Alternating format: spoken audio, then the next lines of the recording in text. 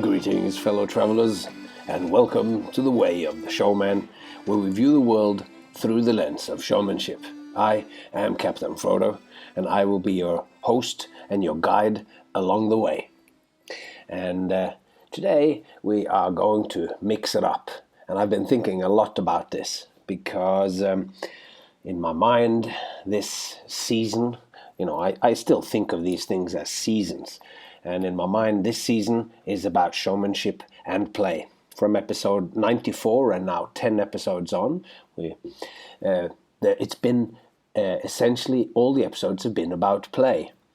There's been two sort of regularly scheduled episodes that are these sort of, it's me talking on the pandemic birthday, which I did in episode 97, where I found myself back in Vegas, and then episode 100, which we were marking a celebration of that a wonderful round number of 100 episodes. But apart from that, everything has been about play and showmanship.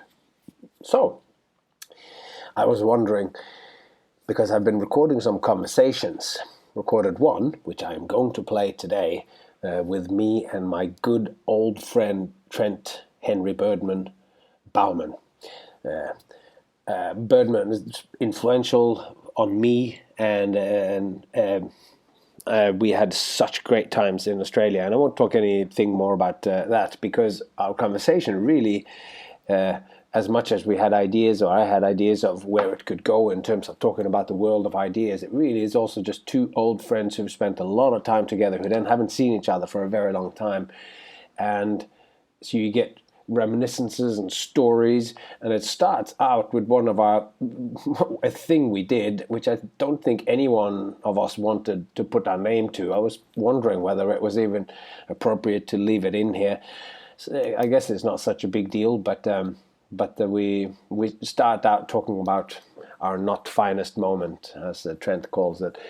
But I just thought I'd share a few thoughts on what's going on with this season, because I thought it was going to be all about play. It'd be me talking about play, and then Jay and me talking about the previous episodes, and him asking some questions to get deeper into it. But I have been recording these conversations, one of them with, as I said, with Trent, and one, or several, three actually, with Nick the Fat, wonderful magician and a good friend from Las Vegas, or from America. And I was then talking to Jay, going, I don't know, I can't really wait, because these conversations that me and Jay, and the episodes that I have written out and recorded about play, this will take us for the better part of a year. So we can't wait that long to release these conversations, because there is a timeliness to conversations. If I have recorded a conversation with someone and then they released it a lot later, which is also something that I'm thinking of, because I have some incredible episodes recorded from years before I started this. One with David Eriksson, excellent juggler and performer, Swedish, and Mookie as well, great, amazing clown, Canadian, and also then with Søren Østergaard, the creator and main man in Circus Nemo. I recorded conversations for a podcast project that never actually happened, but can I release these episodes when they're literally several years old? I kind of feel like I need to clear it with them. And with that in mind, I think there is a timeliness to conversations. And so it should be released sooner rather than later. And in a very real sense then, because even when I talked to Trent, I was in the midst of recording all these episodes about play. That influences what we talk about. When I'm talking to Jay, whether I talked about specifically about play or not, that is in my mind. And it's hopefully now in your mind too. So basically, I think that it is fitting to also do conversations here now. And maybe, as always, I am overthinking this, and that you aren't sitting at home just waiting and holding your breath, waiting for the next episode about play to come out, where I continue. So So maybe I'm just overthinking it. But I did think that it should absolutely be possible to do conversations and have it all just as a jolly old mix-up. And as you can see, I've already been stuffing around with the format of this because I wasn't sure if the bi-weekly thing was coming out too slow. So I've been releasing episodes every week, but be all this as it may. Today's episode will be a conversation with Trent, and coming up soon there will be some conversations with Nick the Fat, which is very exciting. And then also there will be, I have planned a sort of in-depth exploration of Cirque du Soleil's show Mystère. First with Jay, and then with some of the wonderful people. Those of you who heard me on Two Characters and a Clown, the podcast there, I think they all RJ and Jimmy and that work in Mystère, and I thought we would try to unpack a little bit one of the iconic Cirque du Soleil shows from Las Vegas from a few different points of view. So I have many plans in the works, and I'm looking forward to sharing it all with you. And along the way, the episodes about showmanship and play, as deep philosophical as they are, and as interesting feedback as well. Great stuff. I had an excellent conversation here with Eric Aubrey, who you have heard in some of the earlier episodes, if you're a faithful listener. And we, because I talked there about the definition of play. That's in episode 104, where I talk about the definition of play. And those who have listened to object episodes, Jay Gilligan and Eric Aubrey's podcast, excellent podcast, Exploring Juggling, in their season 1, they really delve into the giant project that Eric undertook to try to make a definition of juggling. So we had an excellent conversation here, and I was in Barcelona and he was in Sweden, and I managed to catch up with him. So that was very good. I love it when some of you reach out and talk about the ideas. So Eric Aubrey has also written a book, so we're going to get him on the podcast to talk about that as well. But that's enough chat for now. Let's get into today's meat and potatoes. Let's meet my good, dear old friend, Trent Baumann.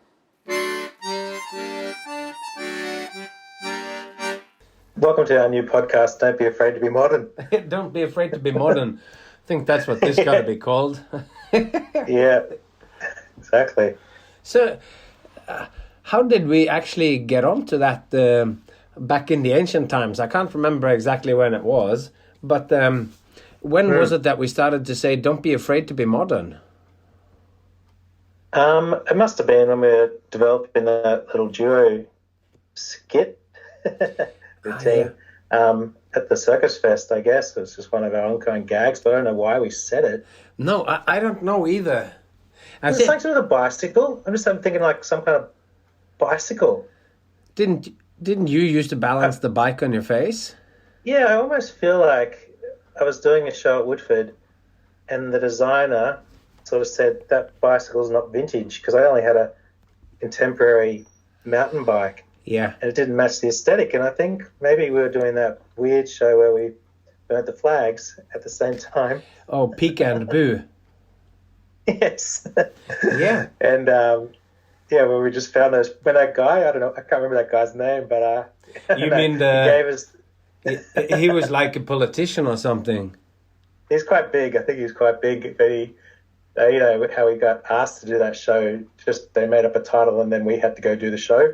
Yeah. That was and funny. It was because it was a Stratton Fret, and we were rehearsing basically in their kind of office / storage sort of thing. So they said, well, you can do whatever you guys want to do, and you can use anything from in here, like this. Yeah, so we thought we'd take those flags and burn them. Yeah, which like it's an odd kind of thing.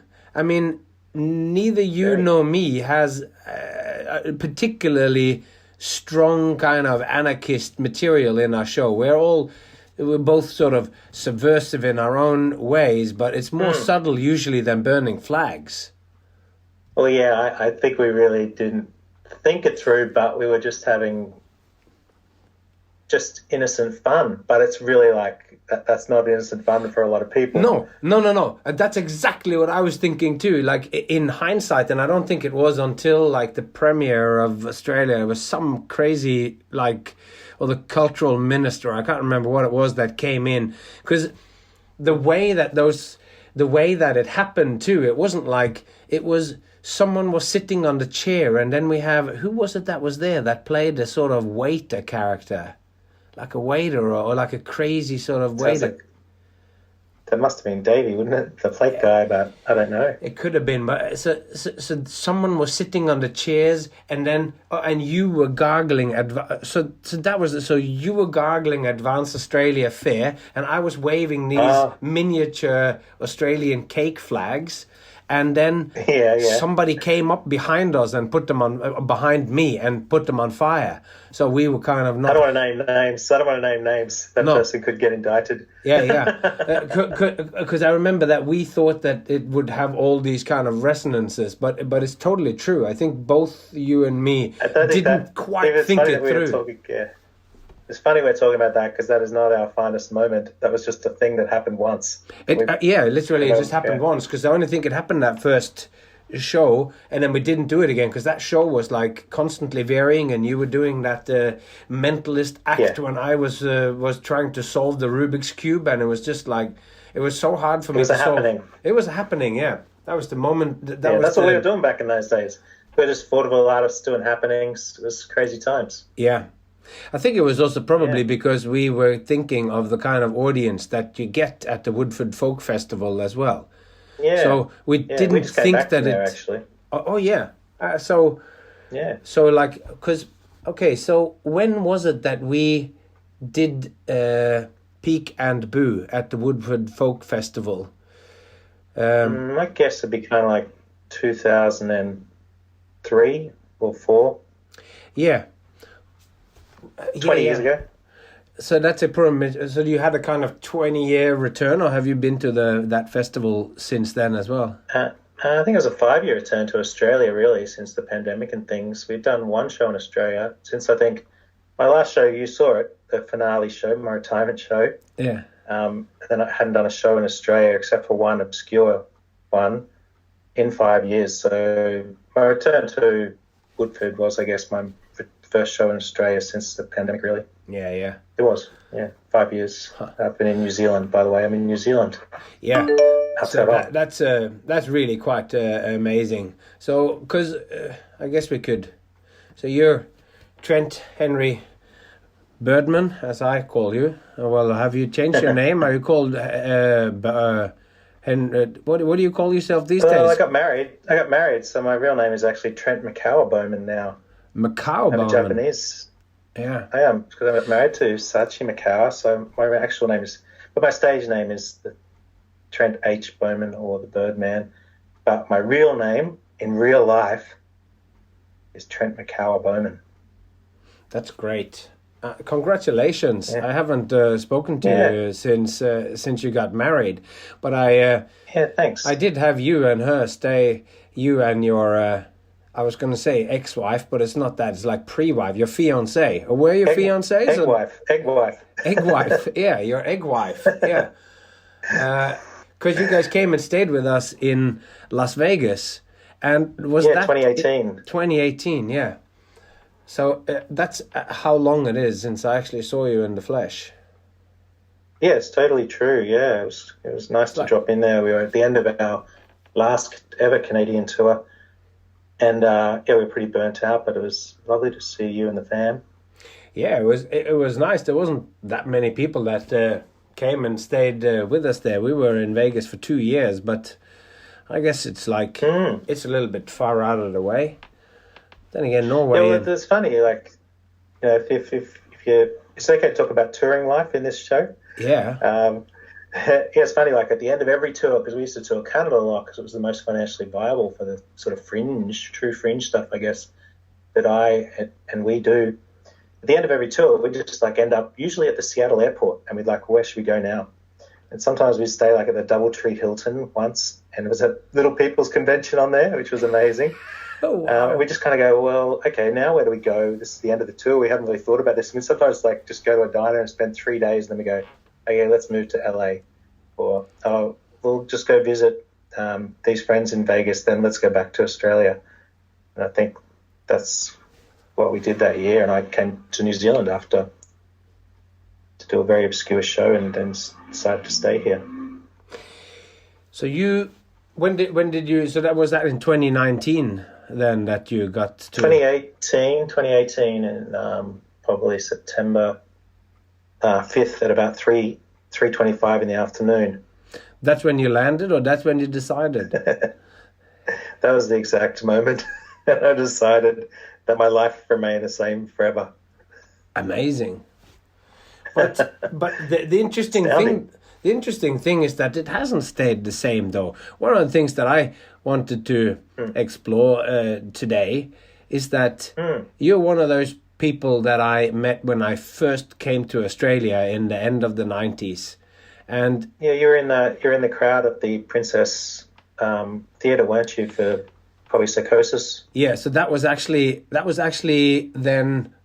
before I properly met you guys, because that time I just went through Australia, and that's like that's an insane thing that I haven't mentioned on this podcast, but I went to Australia on a kind of like on a ticket that just allowed you to jump from town to town. So I went Sydney to Brisbane, and you went on international legs on flights. So you had to go to the international terminal, and then you went on the... So it's this weird sort of dogleg kind of thing. But anyway, I ended up in Brisbane, staying in the Fox Hotel in the West End. And there was a Circosis poster on the wall. I knew nobody. Classic. I'd never been to Australia before, never knew anything. Then went and saw that show, and just loved it. And it was the show that had Anthony Livingspace on the poster with the tap on the head. Yep. So I've still got that. I got back to the theatre. This was in 1996 or maybe 1997, I think. Yes, I think so. Yes. And 97, and then I took the poster off the wall. Show had been, so I took the poster off the wall and took it with me home to Norway. Hung it over my bed. That's why no one came for the rest of the season. Yeah, that's right. I think you guys were like, it was mainly backpackers from that hotel that came to that event. I think. I know that hotel. No, but then I took the poster on top of your bed. So just over the bed, and then in 1999, I met the Space Cowboy and Shep Huntley in Europe, and in 99 I came to Australia 3 times. And whilst in Melbourne, hanging out with Shane, some dude came over that lived just across the road, and it was Anthony Livingspace, and we were hanging out and just having a laugh and whatever. And at some point through the conversation and just hanging out, I realized that he was the guy with the tap, and Matt is going, dude, I know I have just met you, and this might be a little weird, but I have a picture of you hanging over my bed. So that was when I first met Anthony Livingspace. It's a beautiful childhood. It's like, people put up boy bands and things on top of their beds, but you put up Anthony Livingspace.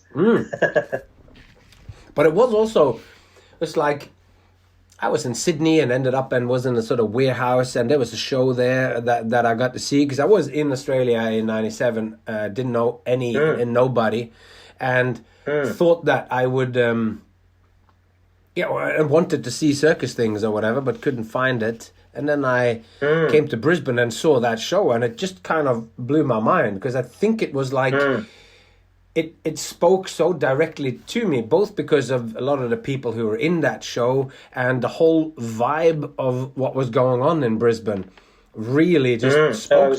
It was a quintessential subculture, like the time of rock and roll circus, and I was just a kid performing with my friend Tim Bray and the Hoopla Brothers and Sideshow, and Jim Rosa just came to Australia, and you probably saw me do a Better Nails or something like that back then. I don't know, but it was quintessential subculture, I think, that time, and very Brisbane. And while that circus doesn't exist anymore, it was definitely permeated into people like Hamish McCormick from Carnival Cinema, whose article in Flick magazine I was reading in preparation for this meeting. Yeah. No, that's exactly I've right. done my research. Oh, there I am. Man, that was amazing. But anyway, let's keep on the track of that. Like, what was your relationship because might as well start at the beginning then, since we have this weird crossing over where I actually saw you, because I think I then met you when I came in 99 or so, or did I maybe not meet you in 99? Maybe I met you in 2000. I can't quite remember. Yeah, I reckon I finished my theatre course and a circus course in 98. Went to Japan and taught kindergarten for 7 months. And then I came back and Tony booked me for the Taste and that circus festival. And I reckon I have a memory of just chatting to you by one of the trapeze rigs briefly, probably at 99, 2000. That was then, if you have that memory, then that was 2000, because that was the first festival I was at, because I met Tony at the Glastonbury Festival in 1999. We met at the turn of the millennium. Yeah, we did. We met at the turn of the millennium, and I said, don't be afraid to be modern. Yeah, we and at that point we weren't afraid to be modern, and you know why? No. Because it turned out that we had squashed the millennium bug before it really got anywhere, and really? We were afraid. Well, I came to Australia in 1999 to be there for New Year's and everything, just in case, if the world blew up, I wanted to be there and see it first. Oh, definitely. It's modern times. Modern times is a state of mind. We keep derailing, don't we, though? Yeah, but let's talk a little bit about Rock and Roll Circus, because that was also one of those legends when they made their show The Dark. That seems to me to be like a crucial point for Australian circus, or at least for that generation that was possibly a little bit ahead of us, or a little bit ahead of me. Where were you when that happened, or what was your relationship to that show? Yeah, I think I remember going with a group of people from my university to see The Dark. I remember the lights coming up and a guy next to me, an actor, saying, "Oh, that was very performance arty." But I think before that there was Body Slam, which was quite and before that I think there was a show called Psst, if I can remember rightly. But my relationship to it, I guess, was that for me it was more about the street on the Gold Coast. I went to see street shows, people like Lucky Rich, Before Any Tattoos, Living Space, Kim Chaos, and so my friend Tim was into circus, and I really loved that energy of seeing those shows. And then, just getting to know rock and roll and that scene, and then going to do that course was just a kind of progression of my formative years as, I guess, a circus / vaudeville / sideshow was what we were doing, because we were punks, we were punks, and you say our stuff's not directly anarchistic, even though we burnt a flag. It kind of was I think back of it and I'm like, I sort of still am in a gang, we're sort of we're older, but I sort of feel like this, people, it's a gang, and I kind of feel like I was in some kind of gang that was a little bit tough, but also very gentle and very kind to each other. But at the same time, don't touch me. Yeah. Yeah. Yeah. I mean, it is so true.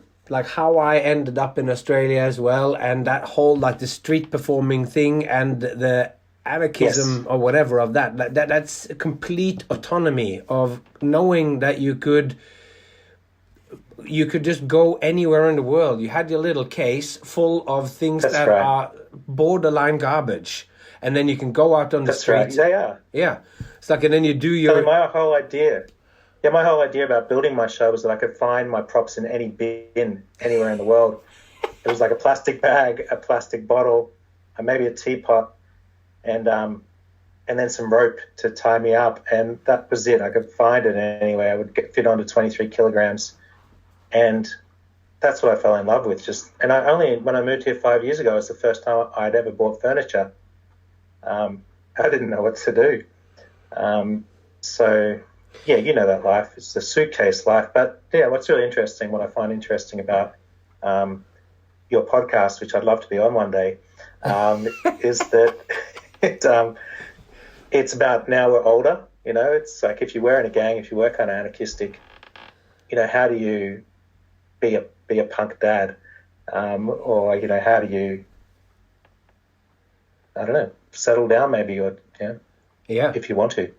Yeah, exactly. Well, it's like also I'm thinking a lot as I'm recording now the second season. Oh no, it's not the second. It's the fourth season of this show, which is me talking again. It's like season 1 and 2 was me talking, and season 3 has been conversations. Yep.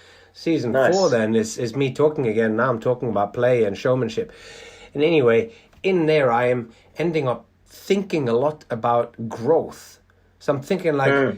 We're going like, one thing is like, yeah, we're getting older, or it's like, but I've always been interested, and I think you have too. It's like, it's not just about doing one thing and then going, I'm done now. It's always exploring and always kind of growing, and I try to enrich myself emotionally and physically, staying fit or whatever, and working on tricks and stuff, and also reading to stimulate my mind to kind of be, and so that's like a part of what this podcast is in a way, and why it's also interesting then to talk to people. Like I'm thinking of you as you're also like, I'm thinking more of as like you're thinking of a gang, and I'm thinking of this sort of tribe. Like there's all these people who are in this group of people who I'm going, you're like an old timer and a lifer, somebody who moved to New Zealand, and then you go, okay, I'm gonna just maybe get a normal job for a little bit or do a few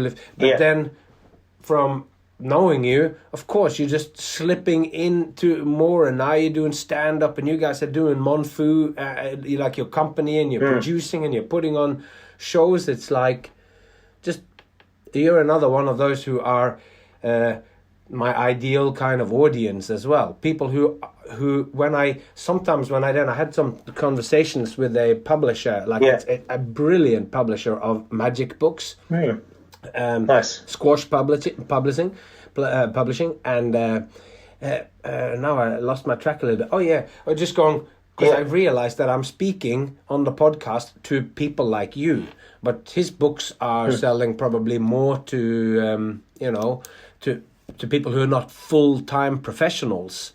And I don't know if I will, but I realized then through what I've written and what I talk about or whatever, I take it quite for granted that people are just fully involved in this lifestyle and that. So now I don't know why I did this long rant. I can't quite remember. Oh yeah, that you sort of, you're a lifer.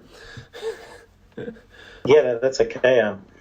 Yeah, it is interesting, and like the word growth, I think. Growth, is what that's I got it. That's exactly right. So people who are in this, who when you are at the age that we are now, like I'm still passionate about the same things. And I have a kid, and I have a wife, and I have other responsibilities or whatever. But I'm still, I feel like I'm the same person, still just ready for you to say, all right, are you ready to do the act again? I see your... fork, and I race at a teapot. Person.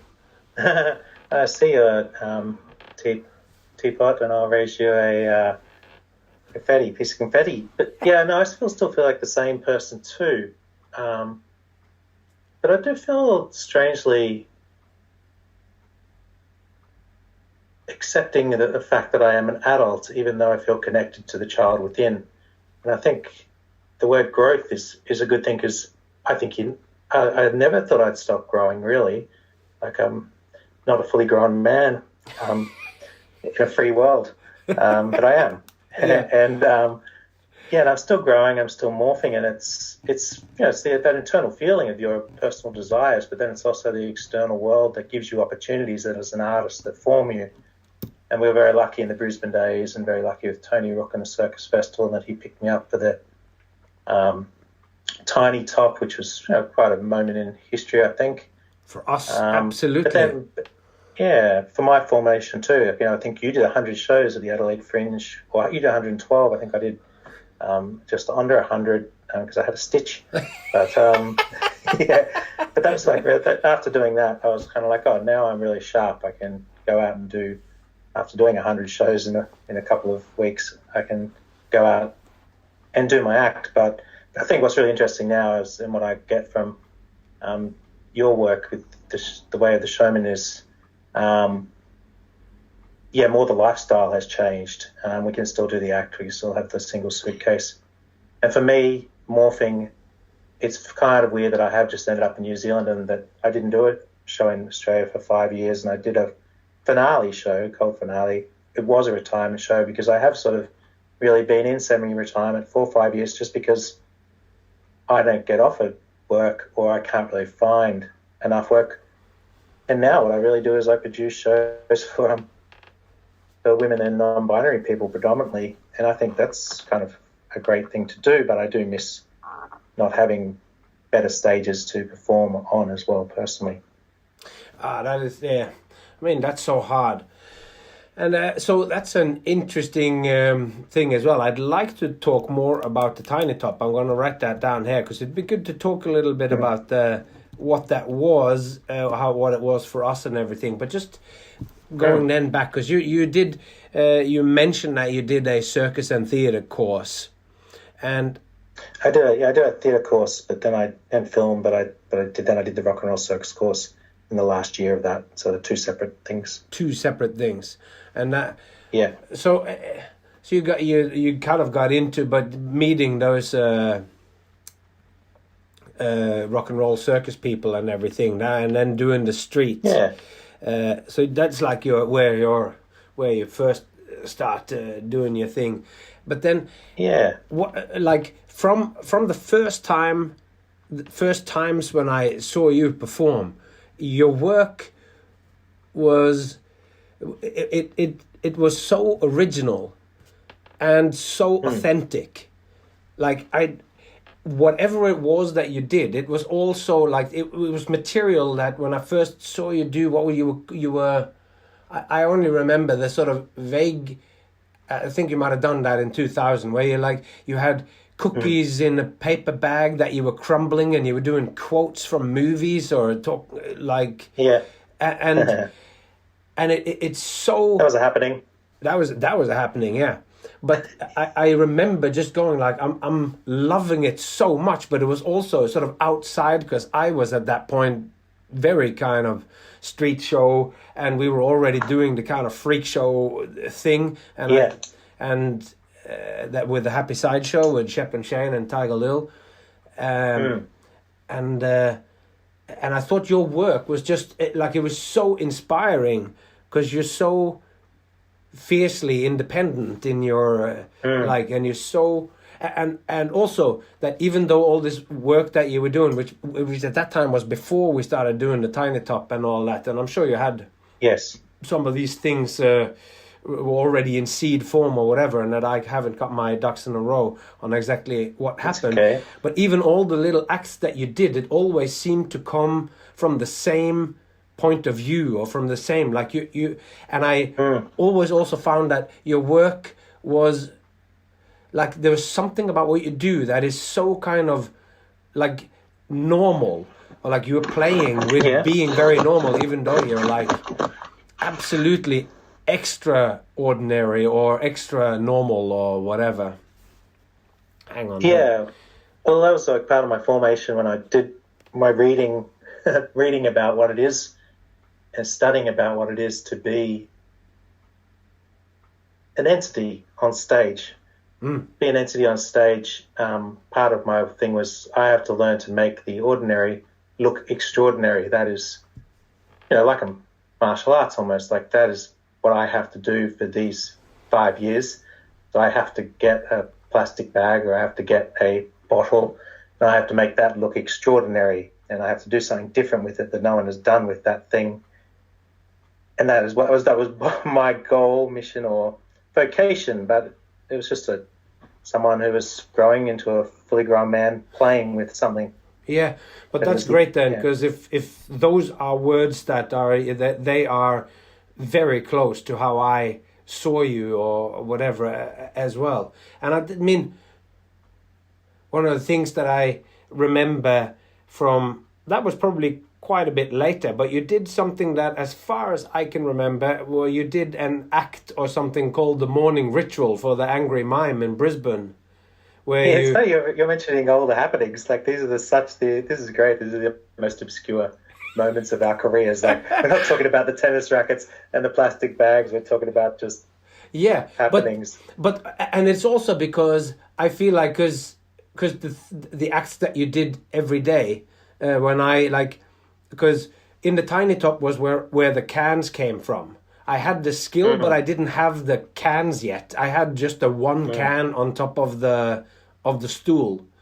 And being at the West End Hall with just a tin of baked beans and practicing that. Yeah, so I'd been practicing it there. So we'd been practicing in the same kind of hall there at that church hall, and I'd learned that skill, but didn't have an act yet. And I was influenced and loving the kind of this idea of the preacher character. So in the beginning of that season, I was sort of standing up there and I would like to do some preaching, and I tried to say some hallelujahs but I didn't go anywhere, and I wasn't personally Christian, and I'm still not a committed Christian in any stretch of the imagination. So I was kind of feeling hey.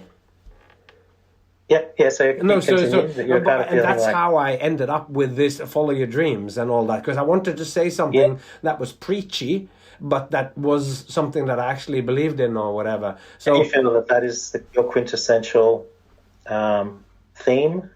Well, it was, I think, for a long time. Now I think that I might even have some doubts as to that one, but that I feel like I need to have some footnotes and some things and going like, I appreciate that it's not so like the dream that you need to follow need to be one which is actually somehow actually relevant to yourself. It needs to be part of your own true will, because it's not like I just want to be rich like the guy that owns Amazon. Like if that's your dream, then maybe you can't be whatever you want or so.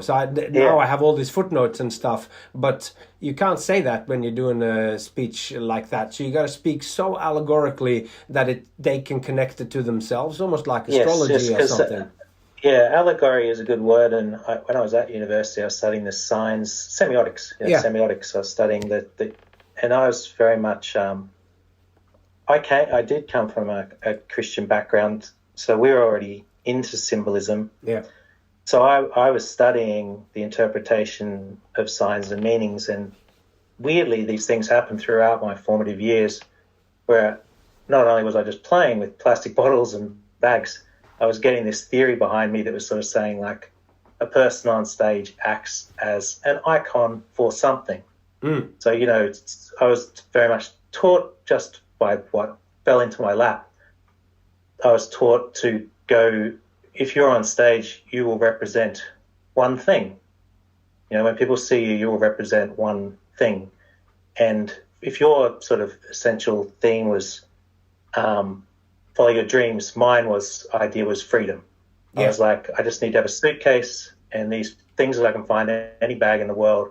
I don't need a lot of money, and I can go anywhere I want. And then I essentially called myself the Birdman. And by chance one day when I was doing a street show and Derek was there, who was very influential, speaking of rock and roll circus, Derek Ives. Yes. And I just called myself the Birdman spontaneously because I was in that world. And I think having him there that day just made me say that word and feel more like myself and how I wanted to represent myself in my interpretation of this world. Yeah. Ba-dum-tsh. That's awesome. And this was just to say, so I saw you do the plastic bags. You're awesome how that like evolved into an beautiful environmental speech with the sweetest crab impression. But so I was just, this was all just to say, like, these were the things that I saw all the time, and this was like when we were developing, like, that's why I was mentioning the cans, because like one of my main acts came into being during the Tiny Top season that we were doing. And you, that act that you had in there, it was just like, I was in awe of the strange, normal / eccentric oddness that you managed to channel night after. No, well, it wasn't night because it was daytime, a lot of it, or whatever. But 3, 4, 5, 6 shows where we were talking the audience in and everything. So that's why I thought it was important to talk about the Tiny Top. But going back to the morning ritual for the Angry Mime in Brisbane, like, do I remember correctly that you were brushing your teeth in that act and then sort of spitting onto your shoe? Maybe. And yeah. The part we can answer it in a second, because I don't know, maybe this is too obscure that you don't even remember it, but it made an impression on me. But I was just recording one of these episodes about play, and I got onto some track where I've written 100,000 word manuscript that I read from, but I it's sort of, instead of having a conversation with wonderful people like yourself, the reading then becomes me having a conversation with myself. These are all the things I want to say, but then I comment on what I am done. And then I got into this thing of going, what we do as performers, what is like at the heart of what we do, it's to present something like that's extraordinary or whatever. It's something that's worthwhile looking at or whatever, because you don't want to see just what's normal. And then in that, I said something like, it's like eating potatoes or brushing your teeth. And as I said, eating potato and brushing your teeth, I went, well, actually, I think I read in one of the biographies of Andy Kaufman that he once he just came out and ate a bowl of potatoes. And then I thought, I'd come to think of it, I think you actually brushed your teeth on stage as well. So I go... Yeah, that's what I'm known for, really. Like, still people walk up to me and go, hey, you that guy that brushed your teeth? And then spat onto your shoe and sort of used it to polish your box. I'm like, no, that wasn't me. And then I just say, I also didn't burn any flags, and I run away. No, that's not us. But yeah, it's interesting that you focus on that minute moment. And I'm not sure why, but it's maybe something to do with the fact that I'd like to talk about magic, actually, but our job is to make something ordinary look extraordinary, and quite often it is. You know, you were born with electrosis, is that the medical term? Yeah. So, yeah, you know, you already have an extraordinary gift. I think my gift is more of a mental gift. Somehow I have a big imagination. You do have a very big imagination. That's what I like. But it's like, because your skill and your area of exploration has been to go against that thing of, like, you're thinking of the classic traditional Barnum and Bailey style circus where everything has to be aggrandized and everything has to be amazing or whatever, like performing at South Bank, and you'd have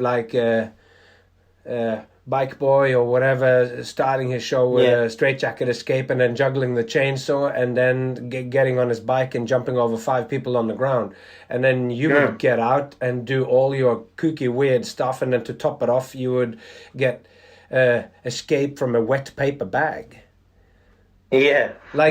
So your exact thing was to make the ordinary extraordinary, and you always you always did. But then when the size of the shows that Bike Boy, I mean notoriously, but like doing big shows, making lots of money, and then you come out and you would do your weird show, and you would have every now and then that I'm sure there would be somebody who just look at you like I did and going, this is one of the funniest and kookiest things I have ever seen, and it is so Yeah. well crafted with moments of significant timing. But Yeah, I remember when I did my show in the very early days when I was with Circus Monoxide in '98, around that magical time. I remember Bike Boy took a photo of my finale, which was doing a headstand in a small tank / bucket of water for a minute.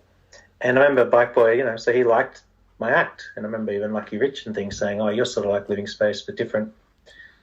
And Kim Chaos was a big influence, because I think it's really important for us to talk about the matriarchy in our profession and how strong I feel about that now. Yeah.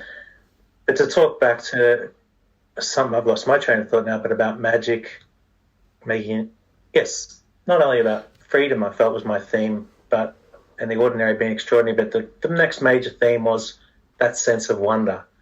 Yeah. And, that sense of wonder is probably something that everybody in our tribe / gang holds within themselves, is that if we haven't lost that sense of childhood, but yet we're still growing, we maintain that sense of wonder that what you do when you step into a circus tent or a sideshow, street show, anything, is that you are seeing something that is still wonderful. Yeah. Because we keep ourselves wondering. Life is still mysterious, and you don't want to know everything yet because you're still growing. Yeah.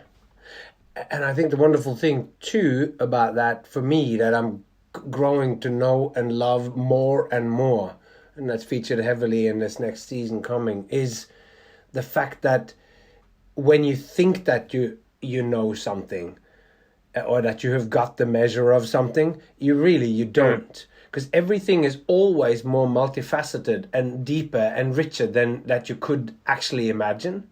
And that part of our role then is to help remind people that. And that's why perhaps one of the things where I'm going, that's why what you do is so extraordinary, because you grab onto these normal things. Like the way that you use the iron, we have an iron on a dog leash or whatever, and that whole act, which is like all good clown acts, it's like you get it to do some tricks and it does sit and it does a few, but that whole bit, it's one of those, all great clown acts are so simple that they, like my act, it's a guy that tries to squeeze through two rackets. That's really what it is, and it doesn't go so good. Two clowns who fight on sitting on a chair, and then in the end one of them sits on the chair, and it's the funniest thing you ever saw. It's a guy with an iron on a leash, and you say some things and you interact with it, and then you do it. It has all these connotations of love and having everyday wonder at everyday situations. I think that sense of wonder and about the everyday, I think it was Goliath, I haven't studied with him, but I think that everybody that ripped off his workshop in the late 90s and taught it. I think the quote was, you're just interesting enough in yourself. You don't have to do anything. If you can walk out there and do nothing, which I do, that's how I start you do. That's one of your highest special. One of your special. I do nothing. I do nothing at the top of my show for a good 5 minutes, and it's probably the best part of the show. But if you can walk out there and do nothing and hold a crowd, Goliath said that's bodies are interesting enough in themselves. Yeah. And DeCastro said some clowns have the message, some clowns are the message. And when she said that about me, excuse me for mentioning, I didn't know what it said, but I asked her, well, what does that mean when she's saying I'm the message? Oh, that's beautiful. And I think someone said, well, it means when you walk out there, people just immediately laugh. Yeah, and why is that? And why is it that you can play some jazz? Who is it? Who's that sweet piece by? Is it Miles Davis? Well, originally it was all blues by Miles Davis, but now Sachi plays the egg in the show. Oh yeah, of course. She's composed the original score for the show, but it was originally also Miles Davis said the more you play like yourself, and I think doing those 100 shows or just continuing to go down that path. It'll be interesting as we become older men and people. I don't really know what will happen, but hopefully that sense of wonder will continue. I think so. I think so. I'm I'm finding wonder in all these different places, and I'm finding through my growth that I'm not always going in the directions that I think that I want to be going in. It's Mm. like I find that I am in many ways more drawn towards the work that I'm doing with the podcast, the thinking and the talking and the exploration of, which is like, it's I've always had a philosophical bent to what I read Mm. and how I think and how I view the world. Definitely, yeah. But now Yeah. I'm like delving into it, and I find, because I'm needing to make some new material now, and I got some Mm. magic props and stuff standing here that I'm working on. But I always find that I'm more driven towards the reading and the thinking, and but I guess I've always been. Yeah. Is that because you've always been like that? Is that a Steiner thing? Like, I know I was brought up in a Christian setting, and I didn't like my school because it didn't encourage or foster my creativity, whereas Steiner school might. Yeah, I have. And but I was always into the theme and the existentialism from that perspective. Why are we here? Yeah. Oh, me too. Always interested in that, and I mean, I think the school also has fostered all those things, and I see it now with my daughters going to Steiner school as well, and I do really believe that that system has.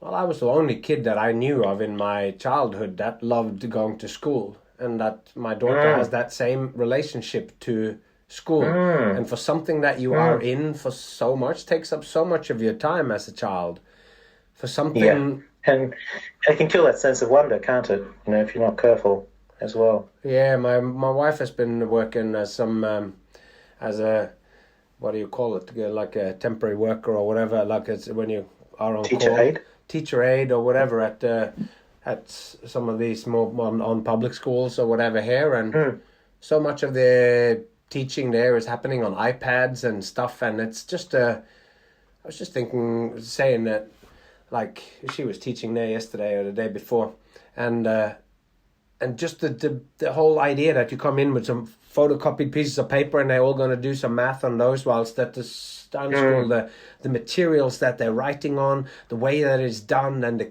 the teacher who's drawing these, she's also a gifted drawer, and I said, but drawing with colored chalk on the blackboard, and you're doing it. I'm going like, some of these pictures that they develop, like half the blackboard might be developed. They just had about the history of ancient Rome.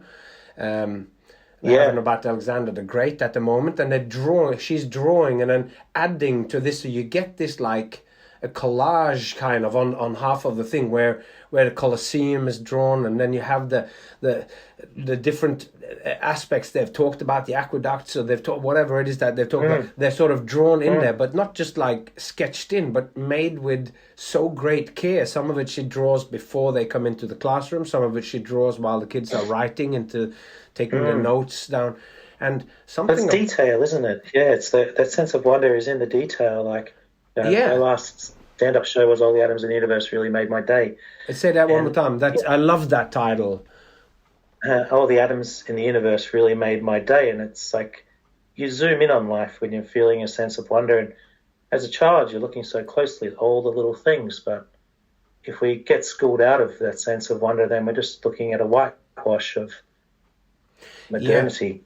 Yeah, and it's and modernity here in a negative sense, because we aren't afraid to be modern, but we are. We're about as modern as they come. Like, plastic bags are. Hopefully, they'll bring those back, and I can do my act again. Yeah. No, but there's something as well there where I was going. What I said about whatever it is that the world is, that nature is, or whatever. It's everything is in a process. Everything is in a continual state of becoming and being, and it is what it is. Just like I am something to you, and I'm something different to my wife, and something different to my daughter, and something different to my dad. Like, it just in those relations, it's like they know me in one way, and you know me in one way, and we have, like, I have drunk water that came through your nose into your shoe. And then I think you spat it back into my mouth. And then I drank it and then spat it back into your mouth. So, like, there's a level of intimacy here between two guys that go quite deep. But anyway, well, it's like just the way that the world is kind of always more than what you think it is. And if you think that you know what it is, then you have somehow either you've named it or you've abstracted it in a way. And then you can say, oh, I know what that is. I have the measure of Trent, because this is it. But you are always many things. And in a sense then, that's what I wanted to say about you and the iron on a leash or whatever. The moments that you create are these strange moments of everydayness, or you play with what nothing is, and you literally go and you have a 5-minute bit about nothing. And it's beautiful existentialism. It also just continues to be funny, and the way that the music starts and stops and how you interact with that. Like, it's such a beautiful piece, and it really does it highlights the multivalent nature of existence as well. So I think there's this. You are really unlocking It's nice you interpret it from that perspective, and maybe it's because you think in the existential sense, and in the interpretation of the signs and meanings and what the performer on stage may represent. It is different for everybody, like you say. And in the end, I had a lot of pressure put on me, I think, to be what I became. And I did it to myself, but it was external factors as well. Oh, interesting. Unpack that a little bit. When I'm reading these things that fall in my lap, and you're under the influence as a child, you get certain things put into your lap, or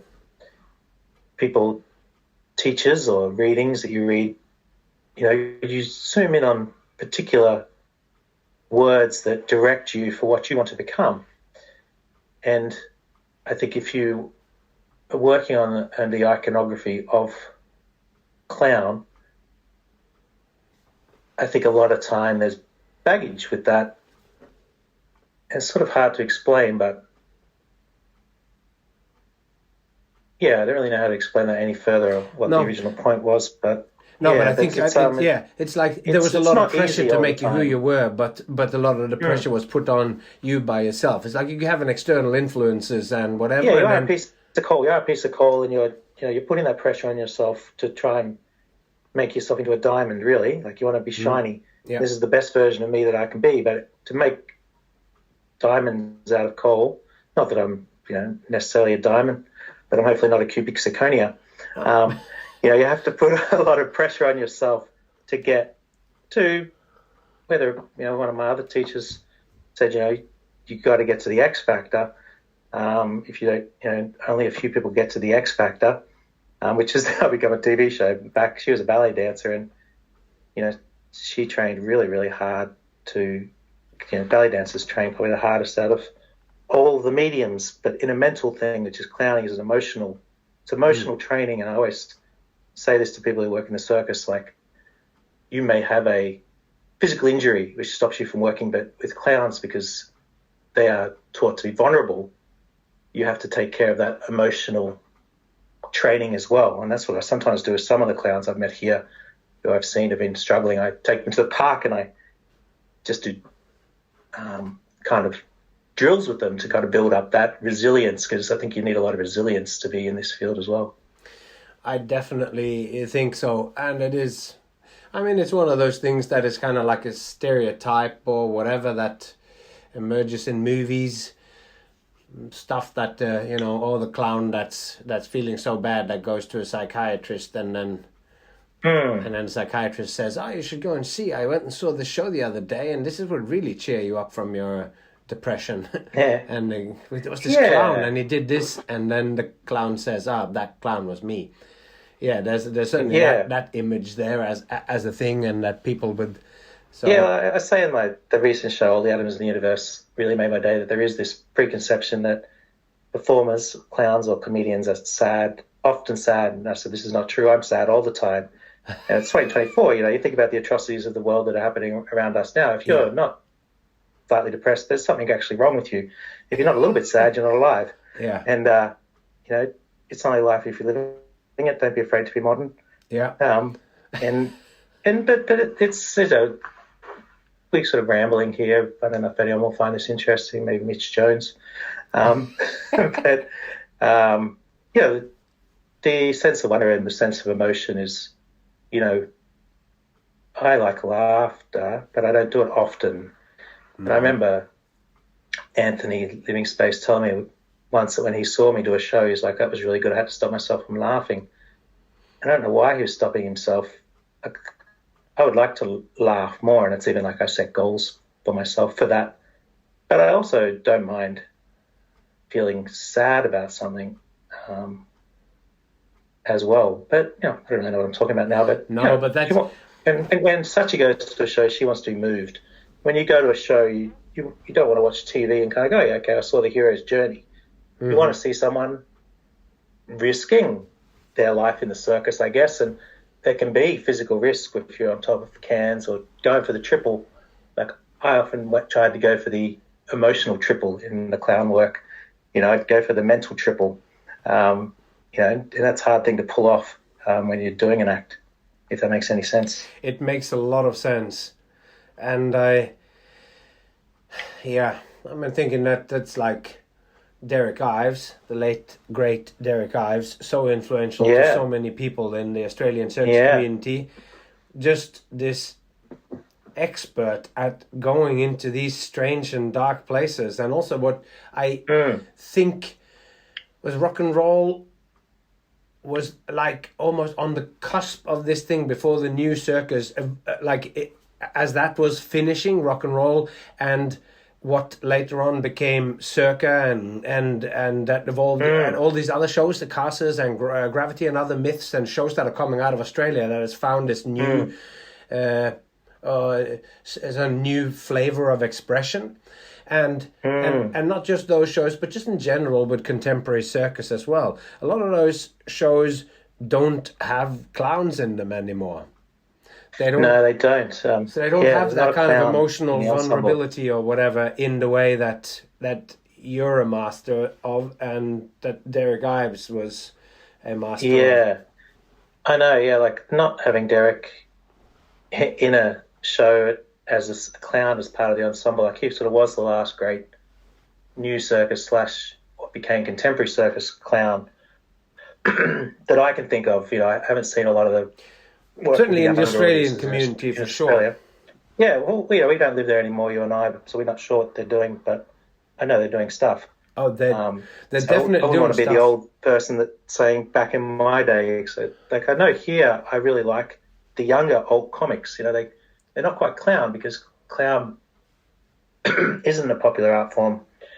Comedy is, but I do see old comics now that are more like clown than stand-up comedy here. And I see like non-binary people, and I see millennials, and I'm kind of like, oh, that's really cool, actually. Like I even see about groups here, and I've tried to collate them a little bit. I'm like, you are actually in part of an artistic movement here in Wellington, whether you know it or not. You're actually doing something that's actually new, because you're a new type of person as well. Like you're a gender fluid, you know, performer, and you're totally expressing yourself, and you've got craft, you've studied, you've got technique. You know, I think of quite a few people, but you haven't actually left New Zealand, so you don't have points of reference, but you still are definitely a representation of something that is really important for us now. If I think of some of the people that I see, younger people doing stuff now. Yeah, and I think when they're talking about the clowns being the emotional vulnerability as well, I mean, there's something about the liminal aspects of the gender fluidity and of these people and the what they are going through that makes them in a certain sense a kind of outsider that to me fits very well with the kind of the kind of person which the tribe or the gang of the people who travel around with a suitcase and do a show and go to a festival in the bush, and to do this where you feel like an outsider, and in a sense too, it's like we've found these loopholes where you can exist without permanent employment and without this going. And you know, there's always been an aspect of queerness and that within our community or whatever. And now these guys are finding some stuff which is their own thing, but it also has resonances within our world as well. And there's something, you were talking about little people before, or that some of these people have been saying is like you take some of the power back by choosing to turn around and face the others and show them or explain or talk or sing or present something to them, because sometimes you are already looked at, or people start forming opinions about you, or whatever, from the way you behave, from the way you dress, or whatever. So there can be an empowering thing to do that, and I think I think it's empowerment. It's important. Empowerment of the outsider is important, and our company is called Mon Fu, which literally means outsiders that get an inside joke. Because I have that written down here as one of the things to ask you about. Which language is it? I think it's a made-up word, but I remember when I used to busk in Italy and stuff, I'd hear this word, "totally mon fou." You're totally mon fou, which I think means you're crazy. So I just one day was walking around the house saying, "That's totally mon fou." And we looked up the word, and it's not a real word in English. It's like in the Urban Dictionary, it means outsiders that get an inside joke. And if you are an outsider and you're making jokes about yourself, it's probably a good thing. Yeah, but I mean, some of those times when I've had these moments when I've completely lost myself laughing as well, it often is from these peculiar things. I saw a guy that I now can call my friend, Nick the Fat, who did a show in Denmark. He's a magician, but there was this bit in his show where he gave one of the guys who he'd gotten up on stage, he gave him a whistle to blow. And this whole sequence that happened where in the end it turns out it wasn't actually a whistle, it was the lid of the magic marker that he had or whatever. But the routine that he had and the strange expressions on this person's face, and I was like, why isn't he blowing it? Like, he blows so ridiculously. What's going on with this man on stage? Why is he not just blowing the flute so he can do the thing? And Nick is helping him, going, "Oh, no, you're holding it the wrong way around." And he turned it and he gave it to him, and he's like blowing without putting it on his lip. And I'm going like, "Oh, is it a COVID thing? Is he afraid to put the thing on his lips? Or what's it?" And so then in the end when he goes, "Oh, sorry, that's the lid of our marker. Oh, my bad." And then he went on. And this thing, it just floored me. I laughed so much that I got completely sweaty. I had to take my jacket and take my shirt and stuff off. And I couldn't stop. So I was just laughing and laughing. Of it. And but your show has that effect of people when you do the tennis rackets and you're falling off the stage. Like, you have that effect. I've seen people I watch it and I kind of just go, "Yeah, that's my friend at work," but I still admire it. But you have that effect. I think when I'm in the flow, because we're in the flow when you're in that exact 5 minutes, you know exactly what you're going to do in your life because you've done that routine. You've probably done yours 5,000 times. If I've done mine at least 1,500. Or more, but you're in that flow, and outside of that world, I guess if you're an outsider that gets an inside joke, you're bringing people into that joke. You're not laughing yourself, which is really interesting. So I don't really know what my point is here. But I was when you said Monfu and what that meant. Oh, sorry, we were talking right on top of each other there. That was the link that I was going to make. About him playing the whistle, it felt to me like I had gotten some inside joke because I couldn't work it out. And as a performer, I was looking and analyzing this audience member who was being so odd. I couldn't work this because I'm a professional. Sense of wonder then. You got wrapped up in the sense of wonder, didn't you? Yeah, I was like, why is he behaving like this? Wonder. Yeah, and I'm fully empathizing with Nick, who just, to me, in that moment, just really just seemed like, oh, God, just blow the whistle so we can get on with this next bit.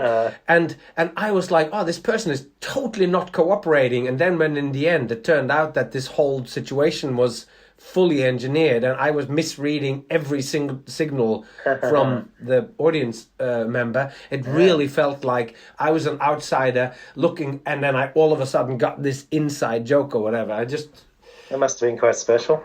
It was quite quite special. But because you were also talking about don't laugh so much all the time. So there are a few times when I do, and that was one of the times. And also just saw two Finnish women here. My partner's a great clown. Who? Okay, let's talk about women, because I was going to say my partner, my wife. So Sachi's a great clown. She makes me laugh. Yeah. And you saw these Finnish women? Oh yeah, I just saw a show here, two Finnish women, which I unfortunately can't remember the name of their show, but it was like just called the Clerks, or Hotel Clerks, or whatever. It's like a very simple clown show, and there's this scene where the two women are saying nothing, and they're just slowly getting more and more crazy with their gesturing with their faces. And in particularly one of these women, it just went like one's looking, the other one's looking, the one is looking, and then one of them just continued to go, and it just got more and more and more exaggerated with her face, and that was the same thing where I'm like, I think I have the measure of it. Yeah, one is doing a funny face, the other one's reacting. The first one's doing a funny face, and then you go back to the second one, and then she does 10 faces. So it became like a whole routine with it becoming more and more grotesque. And it just took me by a surprise, because I thought I knew what was going on. There was like back, punchline, but it wasn't. It was like that, and then it actually like all of this stuff that I thought was the routine was just a setup for this woman who had this extraordinary face. And yet again, just like, I don't know if I was. I mean, everybody thought it was funny, but I got in another situation where I had to unbutton my shirt and stuff because I was just sweating afterwards. I was oh my God, I was just... Maybe I'm getting hot flushes. I love this. I'm getting a menopause. Okay. Because if you have to laugh so much, I have to take off my shirt. Not so that I would be bare chested. I have a t-shirt underneath, but just like I'm so hot, I'll have to go. I need to take my hat off. Because I'm bald. Yeah, it's great to get into that sense of wonder. Like it's. Yeah, but I can remember both of them though. Amazing. And the other one is like I saw Nick do a show. That must be more than 2 years ago, and the other one is maybe 7 months ago. And I remember these because they were the 2 times in the last few years when I just completely lost it. And it is really rare. And I don't know if it's also because we're in the business as well. So that's so much of material that you see is like, I can see where this is going. And a lot of the time, people haven't done the 5,000 shows or the 10,000 hours or the whatever people call it. Like you haven't explored the thing enough so that you are presenting me with first level wonder or the surface of the wonder. Like this is peculiar. I was like, oh, rainbow is wonderful. But then some people work with the rainbow for half of their life, and then when they talk about the rainbow or present the rainbow, then it just keeps blowing your mind layer after layer, because you take the low-hanging fruits and then it just grows and grows, and that I think that's like the depth of it, and that intrigues me about something, which is why I have always been intrigued by your work, because it always seemed to be that whatever it is that you're doing in the show, and although I know because I have seen you do 100 shows in the season, I know it's, a lot of it is the same, like with mine. You continue to give this, you give the audience and myself the feeling that this is just the surface of what's going on or whatever. And that's always impressive. Yeah, I hope so. Obviously I'm a deep thinker and you are too. I think people, depending on where they'll come from, I think the term is hermeneutics or phenomenology. Yes. When you study signs and meanings. Some people will dive deeply into it if they know what the craft is doing. I guess, if you don't understand jazz, you're not going to appreciate jazz as much. If you have never done clown or whatever we are, you won't appreciate it as much. You'll just think, well, that guy is doing nothing. Why is he doing nothing? But if you know how to listen to a good piece of music, or if you appreciate fine food, then you may know the work of a fine artist. Not to magnify myself, because I'm still growing. I haven't discovered everything about art. But I guess we have 30 years of experience. I'll be 50 years old this year, and that's a long time, 50 years. Yeah. But it's kind of like, it's interesting what happens next. And I also say in my stand-up show, which may come out as an album, it's very different to my comedy special, circus special that I think many people have made, the Birdman Live. I often say, anyway, I start my show by saying I'm a straight white cis male, so really I don't want to take up any more of your time. I think we've taken up enough. And we could end the podcast there, but I think now I don't feel like, as an icon, just because of my demographic, I don't feel like my voice is important as I wanted to be when I was a young man. Maybe every young man has that.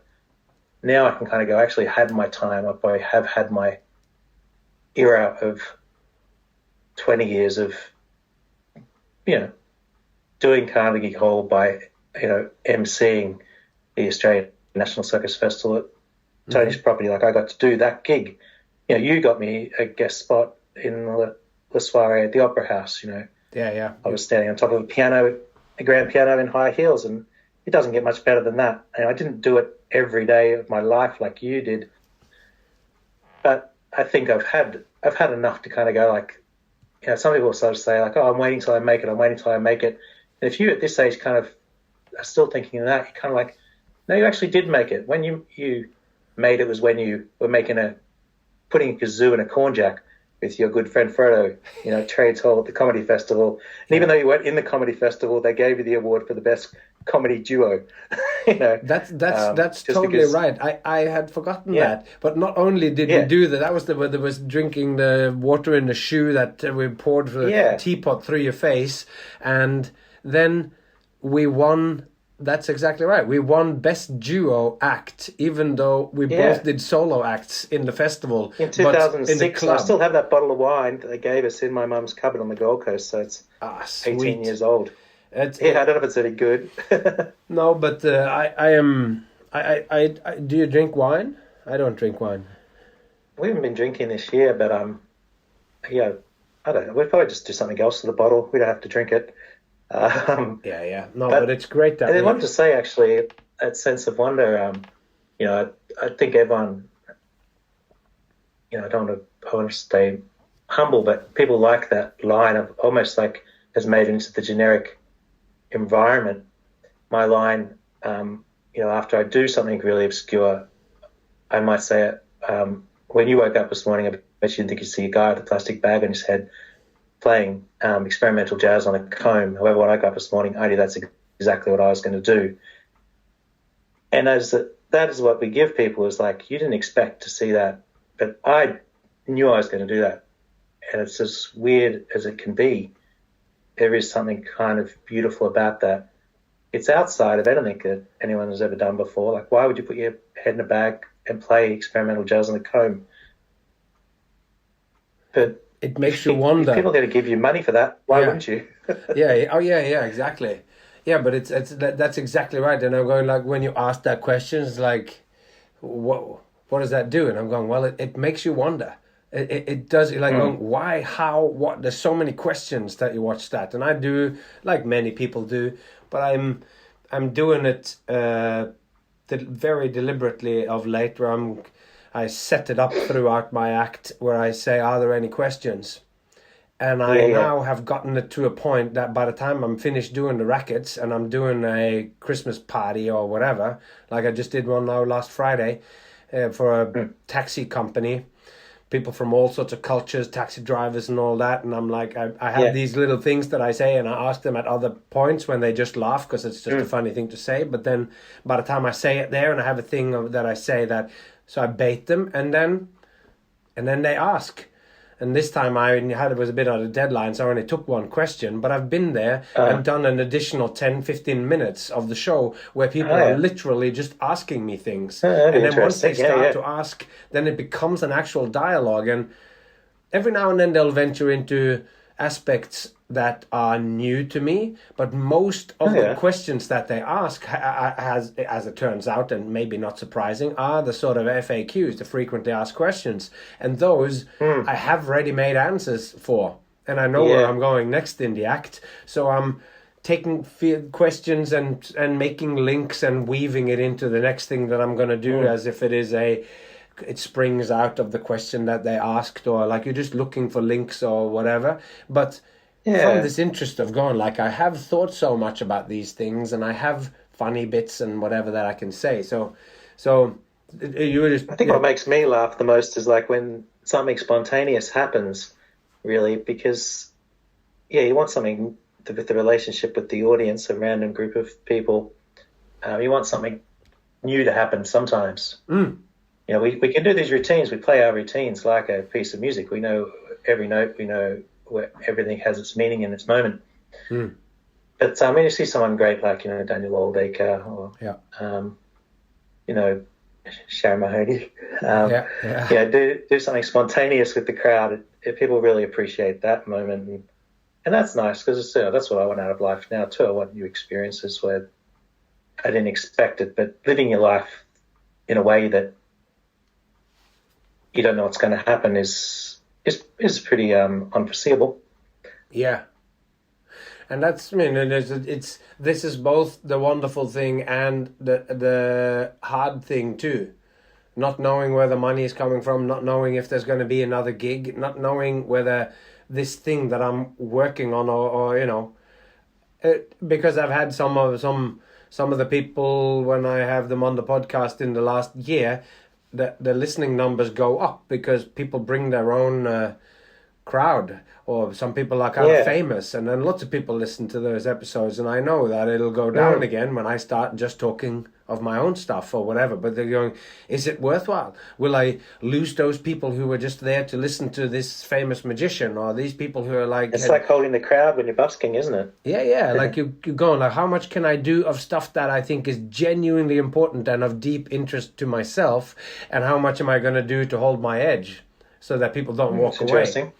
So, I mean, the wonderful thing in a sense about this is that it's not making any money doing a podcast. Everyone takes internet material for free, and I know for myself too. It's like I was saying, I bought a piece of software to download DVDs a long time ago when I was downloading Norwegian DVDs, and I couldn't make it work to get Norwegian children's DVDs for my daughter so that she could help with the bilinguality and all that. And I go to the library, but a lot of them I couldn't download them because they got all sorts of copy things on them. And I couldn't make it work, and I'm Googling around, and I couldn't find anything, but because there's always this like, oh, you could buy this one, you could buy this one. And then one day I bought that DVD, rip.net, I don't know what it's called, and it worked perfectly. I paid whatever, it's like $50 or something, and then I was like, it blew my mind that there it was, but I hadn't been seeing it because it costed money, and I've just gotten so accustomed to that it needs to be free. And then you could I was just blown away by the fact that this thing needed to cost money. And that's of course how everybody has it with the internet, and I'm doing this as a labor of love. Well, what you do definitely has cultural capital. You can see people commenting online, and what Hamish did with Carnival Cinema. Yes, absolutely. It has cultural capital. I've got Birdman Live. People can buy my DVD downloadable online for $5, but it's an incredible watch as well of like all the sweet material, and it is filmed so excellently. So let's sidetrack a little bit here and then talk about that, because I like just recently. A couple of days ago or so, you released a little kind of video or whatever, and I just, the very first line that you'd written in it before, like, it's like a great use of poetry, by the way, that poetry about Tasmania, and I think it wasn't me. That was a commercial, and that was written by Finnegan Krugmeyer. Yes, the children's author. Well, that's why I said there was a great use of poetry. I realized that it was written by someone else. I was just going, it was just beautiful what you've done with the footage and the poem that went on top of it. But in your writing about it, you just said about yourself, like a lifetime in the arts, and that you kind of, that you're identifying as an artist. And I just saw one of your recent fuck the system as well. Like, if I haven't made it by the time I'm 100, I'll probably just keep going. And he says, like, and then you comment, like, if you're an artist, sometimes you've just got to make an agreement with yourself. And I wanted to just because it's interesting. I have gotten myself into the Showmen thing, that I think of things through that lens. Yes. And you're thinking of yourself as an artist, and you have also gone through these changes of stepping away from your tricks, and you don't juggle your plastic bags, and you don't do so, and you're doing a lot of stand up and stuff. So how is these sort of changes? And I mean, you've always done a lot of words. I'm not saying you've become someone else, but you've gone through a change, and I guess it's a morphing. I mean, if you're an artist, you need to have a canvas. Yes. So I've just kind of gone, oh, there's a canvas there. I can paint this picture there. There's a stage there. I can do this act because it will suit it here. I have this many paints in my palette.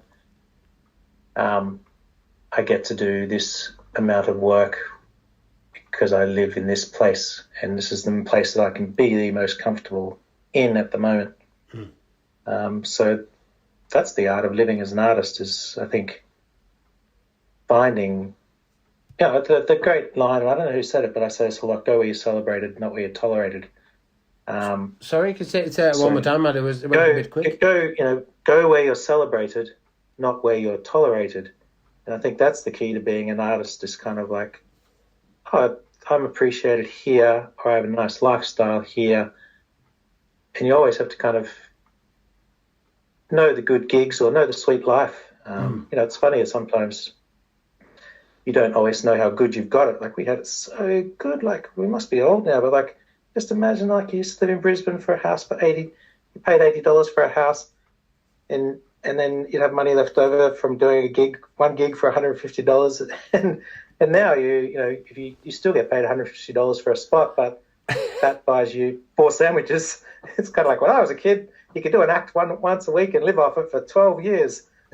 yeah, that's right. But the cost of living is crazy now. You haven't even drunk that wine that we got in 2006. I know, I haven't drunk that. That's got to be, maybe we'll auction that, I think, for our retirement plan. But I don't know what I'm rambling about now, but I do see things through a lens of an artist. Yeah. Because I make stuff. It just makes me feel sophisticated too, to think I make art. It's funny art. It's comedy art, but I make art. But that's it too, though. Like, it seemed to me, though, that it just fits you so well.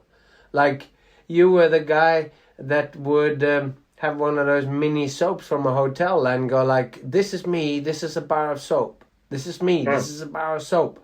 And how much you got out of that, and how, like, it, in one way, it is so stupid. It's like, is it a pun? Is it what? Like, you're just saying the same thing over and over again. Well, it's an interesting thing, because every little thing that I do actually pretty much had an instance behind it.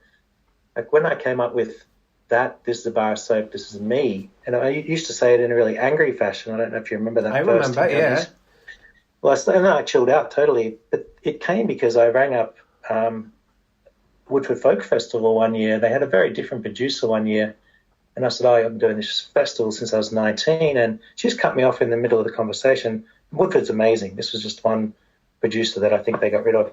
Woodford's probably the best gig I've ever had. I love Woodford Folk Festival. But she said, look, I don't know you from a bar of soap, and pretty much hung up on me. Oh, wow. And so then I just turned that into a routine. I'm like, this is a bar of soap, this is me, this is a bar of soap. Yeah, just so that you will know. So you will know me from a bar of soap. Yeah, like the other day too, like, I had a very tough experience where I tried to say to a manager or a producer of a comedy show, I was like, no, you shouldn't allow people to say sexist stuff. You shouldn't allow guys to come on and do misogynistic material. I had to stop. Like, I was emceeing the show, and I was like, I have to take this person off stage. This shouldn't be happening in 2024. And it was very, very hard, and I've got a slight PSTD from standing up about that, because it did not go well. Like, my response to asking somebody to make sure that no one feels othered in the crowd, that people coming to the show have to sit through that. And that's what I think, after the Me Too movement, anyone's expected to do is not stand for sexism, especially, circus is not our field. I think we grew up with great politics. The women were taught to be strong, and the men were taught to be vulnerable, and that's where we found our strength. But entering that comedy world where that can still exist, and it shouldn't, especially after Hannah Gadsby's great show, The Net. But but I made a bit up about that just kind of came subliminally, because art comes subliminally out of real experiences, and the ordinary becomes extraordinary. And my bit that I end my show on with now is that a funny thing happened to me just before I came on stage. I was just standing over there, and a guy came up to me and whispered to me, "You are exactly where you're meant to be." And I was just in the restroom at the urinal peeing, but I just thought to myself, that's just so true. And that's what came out of that experience of trying to tell a producer to please not allow sexism in stand-up shows. It somehow that I know that from that experience I came up with that bit of material. I don't know how it metamorphosized into that, but I guess it was me telling myself, like, even if they probably preferred to be doing some cabarets in Europe, strangely, you're just in Aotearoa, New Zealand, telling people not to do sexist material, and it's kind of a good place to be. Yeah. But it's and it takes balls as well to do that, to go, whoa, okay, this is not okay. Yeah. But it's an interesting, I can't remember as well, like, not fully related to that, but it just made me think of, there was this incident when at the circus festival once, in terms of this thing of how, and then it's not even the circus community at large, it's like the Australian circus community, and to me that gets then quintessential when it was the circus festival in Tasmania run, yes, fueled by the love festival of Tony Rook and the godfather of Australian circus. And we were down in the tent down by the dam, and there was and someone, I think it was maybe, I can't remember if it was when there was not just, because the first week of that is just circus people training. Yeah, training week, and everyone's training, and we do an open stage at night, and it's very fun. But there was other people there, like there was so it might have been during the actual festival, and there was somebody who started to yell at someone, and I think it was Dan Rook that went over and tried to calm him down. And this person, who was a large, burly kind of dude, was like, because there was no real security at this place, and at some point the whole tent, as in meaning the circus community, realized that there's somebody in here who is fully aggressive for real towards Dan, who's the sweetest, small, normal guy. Yeah. And then all of a sudden, as this person starts to sort of arc up and go and starts to get physical and do the old come here as you push someone, and then everybody in the tent, like, I don't know, like 40 people. Remember, Rudy Manure was like, there was a lot of drinking and thing going on in like tiny hot pants and built like He-Man from Masters of the Universe. All of a sudden, music, as far as I remember it, music goes off. Like maybe it was Lil who was DJing. Music goes off, and 40 people stand up, and a huge bodybuilder guy is over at this guy, and this guy who was like taking on one little guy, and then everybody standing up, and all of a sudden the whole circus was standing up, and the guy just kind of, everything just diffused, and the guy went, and Dan took him outside and took him away, and everything was fine. But it was just this moment of like where I felt, I don't know if it's the same. Do you know why? Because we're a gang. Because we're a gang. Because we're a gang. We're a total gang. Yeah. Don't mess with us. Don't mess with us. And it looks like you aren't paying attention, and before you know it, just everybody in the entire club stands up and the music goes off and everyone is looking at you and going, story. No, you are out of order. And everyone is... Well, that's the thing, like, in terms of how that community was, and everyone is partying and doing their thing, and maybe it was the last night, it was like it got a little out of control with someone, and they didn't know where they were, and some little man comes and says, you can't behave like that here, this is inappropriate. Yeah, well, that's right. Like, when it was internal for me, like, I'm a very quietly spoken person, and recently self-diagnosed myself as HSP, like, which means highly sensitive person, but intense at the same time. so I avoid conflict, but when I saw that on stage, that sexism and what the misogynistic stuff the person was saying, it wasn't amateur, it was an open mic. It just kicked into me like when those 40 people stood up. It's like I had 40 people inside of me, or my whole community saying to me, "You can't do that." I just stood up and I had to go, "No, stop. This is not right." And it's really interesting. There's been a few moments in my life where it's kind of like, just because of that instilled belief in you and the politics and the theme of our circus community, you know that you just don't speak about women like that, or you know that you don't say things like that in 2024. And it's good. It's like I actually felt empowered, like even though I studied vulnerability, it was an awful experience.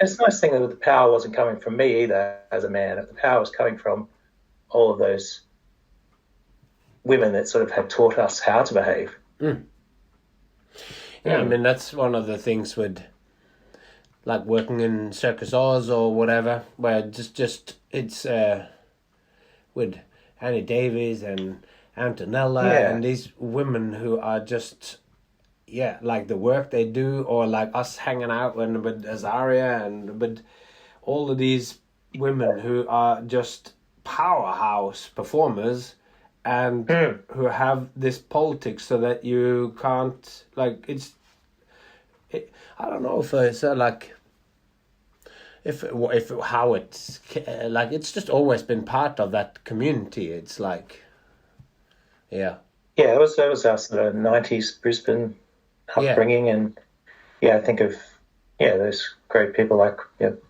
Beck, who's now running for Parliament in Brisbane, and Pandora Caravan.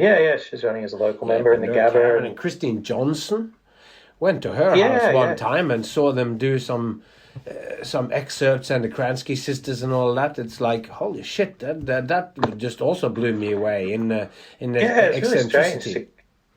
Really just to grow up with those women and around you is like, so you sort of look back at it, I'm quite in awe. I still have a fragile male ego, obviously. But it's quite an awe to be around those really strong people and probably different backgrounds to what I had. But I'd never seen anyone yell until I was in the circus one day, which was funny, because I didn't grow up. My dad was really quiet, and after he passed away, people said, "Oh, he was such a quiet man, but he said so much by saying so little." And I didn't know that you're meant to be loud. I thought that's just how the volume people speak at. And now I get to be a comedian and they give me a microphone so everyone can hear me. But I remember in the circus one day when something was getting set up, like there was some rigging, and it was like the director was kind of saying, the director was their first show they directed, was sort of calling the shot, but then Nikki and Derek just kind of like yelled really loudly, like, "No way, like that we don't rig things like that." And I was kind of like, wow, I've never really seen people yell. And I was kind of like, that was such a good expression of raising your voice because you're protecting your life. And I guess that's the empowerment that comes from hopefully trying to do the right thing. Is sometimes you've got to raise your voice or speak up, but it's nice that we're just trying to, in the circus, you're trying to save your life, I guess, by making sure the rigging is tight. And to bring it back to the clown, and I'm just rambling. No, but you always got to check your rigging every day. You've got to check your personal rigging, don't you? You've got to kind of go, I want to know that I'm in a safe environment. Yeah, I want those people around me. I want those 40 people to back me up on the dance floor. Yeah, and that's it though. It's like I used to think, or I don't know where I have this from, but just like when someone is training doing circus, someone's doing some balancing acrobatics or whatever, there is a standard that when someone is falling, the circus crew all walks in, whilst your natural tendency when something is falling towards you is to step away. Like where sometimes where you see somebody stage diving and it goes wrong, it's that thing that happens. It's like, oh, someone's coming, I'll just step away. Yes, exactly. Think of that. Didn't like Rita Van Upzeeland, what's Rita Van Upzeeland? Didn't she side run into someone that was falling out of the rigging. So she actually ran towards them, and like what you're saying, and actually, I can't remember who it was that was falling out of the rigging, but when she saw them fall, rather than running backwards, she ran into them to knock them sideways and break their energy. Yeah. That story? Yeah, to make them fall, not fall them more flat and not fall so that you break your... I guess... Yeah, I guess... Yeah, no, it's true. Like, and it's this sort of almost a wrong tendency, but there was something I was thinking of when you were talking about the shouting and the shouter in anger or like you... Because there is something in that too when you're protecting yourself, and it made me... Because I cut this whole bit out of something I was going to read today when I'm recording these episodes, and it's from the poet David White, which I really like, and he has this book called Consolations on the underlying meaning and that of words, and he talks about anger, and he I'll look it up. Yeah, and he has this little quote about anger. Well, actually, it's it's an excerpt, and he says, anger. This is a particular point of view of what anger can be, but anger is the deepest form of compassion for another, for the world, for the self, for a life, for the body, for a family, and for all our ideals, all vulnerable and all possible and possibly about to be hurt. Stripped of physical imprisonment and violent reaction, anger is the purest form of care. The internal living flame of anger always illuminates what we belong to, what we wish to protect, and what we are willing to hazard ourselves for. So maybe when you look at anger in that way, that it is the emotion that sparks in us, it's the 40 that sparks in you when you're going up and do the unpopular thing of stepping in and saying this is not okay and all that, that you're actually willing to hazard yourself, and you're still struggling with the fall out mentally or whatever of what that took. But in that way, you can see the anger is also this form of compassion or so. Yeah, I think as long as it's not aggression, like there's a difference between male aggression and humanitarian anger. I guess it's not something I'm a master of by no means. I'm more into the comedy. Me neither. But I just have to sort of like... yourself. I think essentially I'm talking about self-protection and self-care. And he's also, of course, he's looking about the underlying nature of these words. It's not because most of the time people are being angry for shitty reasons or whatever. That's what's bad in being a terrible man or whatever. Then that's what it is. But at its core, why does it exist? It doesn't exist to make the world a worse place. It's got something in it too, and in those moments when one of us is being threatened in the Coconut Club down there by some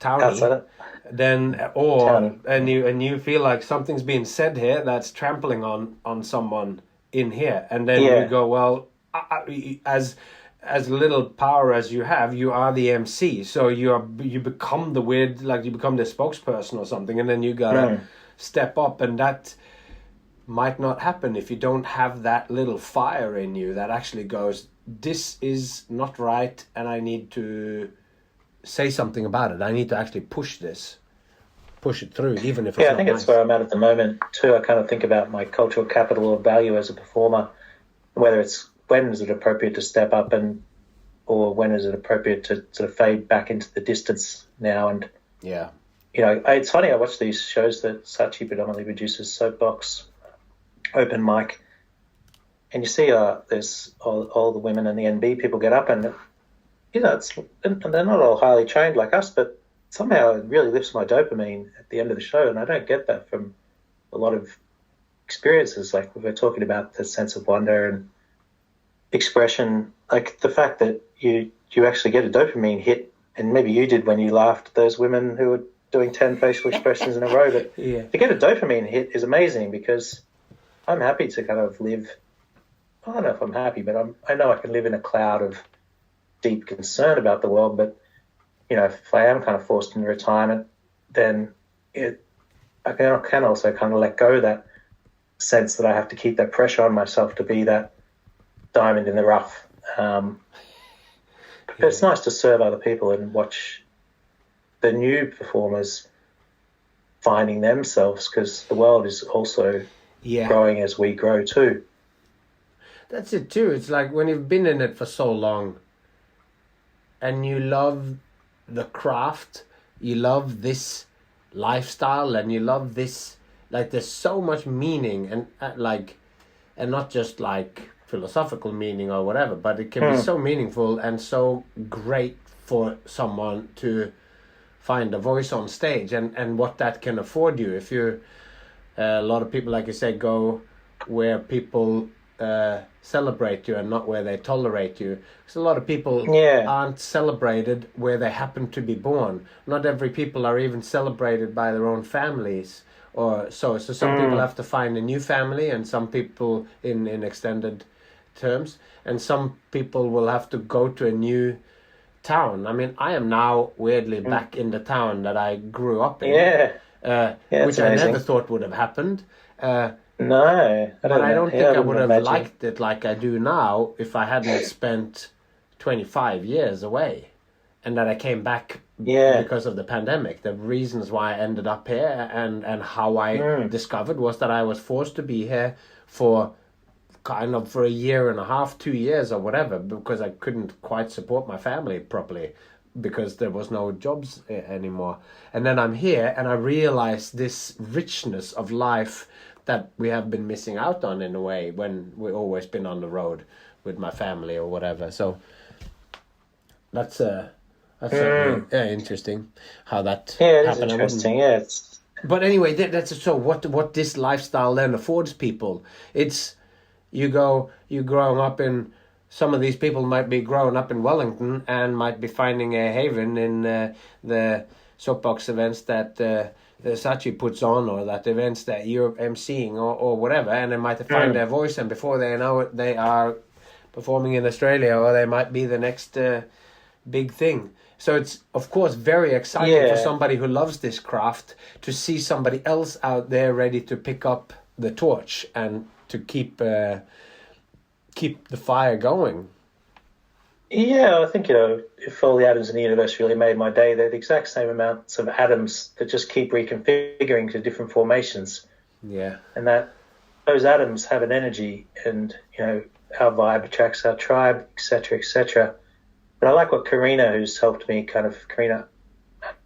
was about to say Oates, Karina Hodgson, from the manifesto has told me, has helped me through, is that one day she sort of said, like, I don't know, she said that, you give life your own meaning, and that meaning that of identity that I grew up with in my sense of self. When I was in New York once getting interviewed by somebody, and it was a documentary on clowns at the New York Clown Festival, it never got released. Huh. They asked me, what do I want to be remembered for? And without virtue signaling, which I feel I'm doing now, I must have been more of a humble person back there. And I said, I don't want to be remembered for anything. I don't want to be remembered. And they're like, well, why not? And I'm like, I don't think I'm important, but I think the things that I talk about might be important.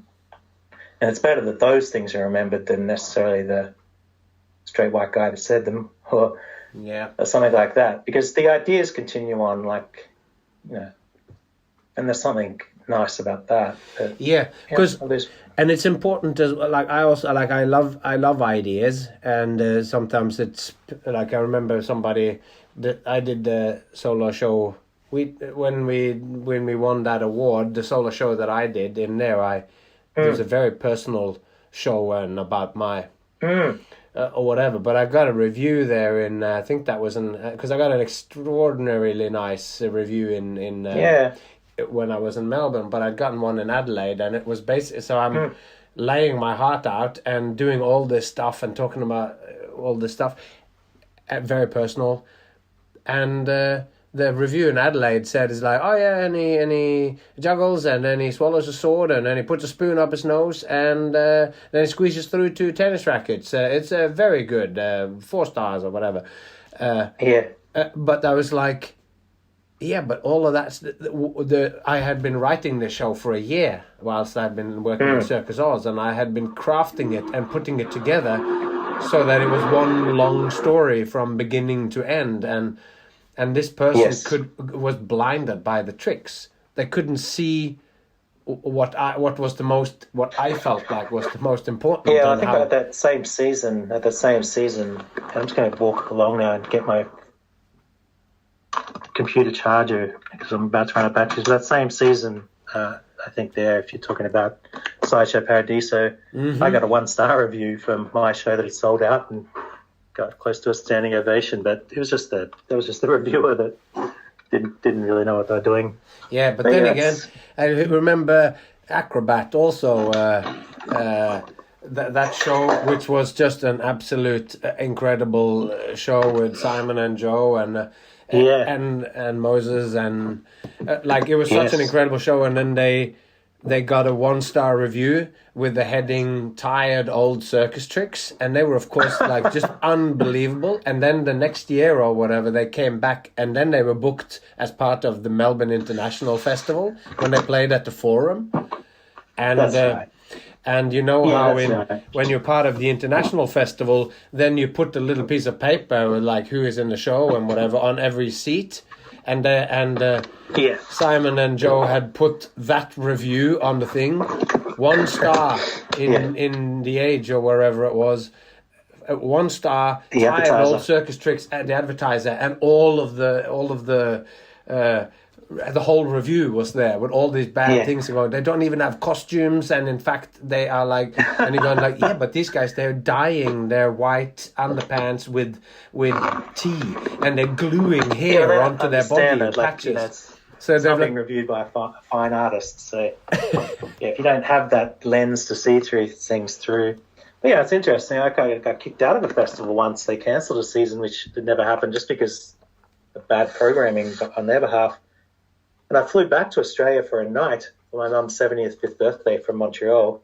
Then I flew to Edinburgh the next day, and we got nominated Most Original Comedy for the Malcolm Hardy Award in Edinburgh. That was after getting kicked out of one festival just because of their oversight of booking us into a 300-seater, to going and winning award for Most Originality at the biggest festival in the world. That was within a week. Yeah. But so there you go again. It's go where you're celebrated and not where you're just tolerated, and that's why and that's why it can be so wonderful with what we do as well, with the traveling, because the traveling has, it was such a wonderful part of it for so long, and then when I have a kid that needs to go to school, that part becomes an obstacle. And and now, but then but for these young people, and it's now I can come back to a small town on the west coast of Norway, pretty much this is in the middle of nowhere as far as many things are concerned, and I can be totally comfortable here. But I don't think I could have been comfortable if I hadn't had 25 years doing something else and haven't done the Tiny Top with you and done 100 shows in 2002 at the Adelaide Fringe Festival. And it's true. And you want to do that with your life. And that's what this lifestyle can afford people. Yeah, can I ask you a question? Do you feel like where you live now, your home, because I don't think I've found this yet, do you feel like where you live now that you are celebrated and not just tolerated? Because I would not like to just get that in my favourite festivals around the world that I can return to. I'd like to live in a place where I have some respect in some regard, and not to be a status or an ego thing. I just want to kind of go, oh, that guy is the butcher, or that person there, that lady, she's the lawyer. They're very good at their craft.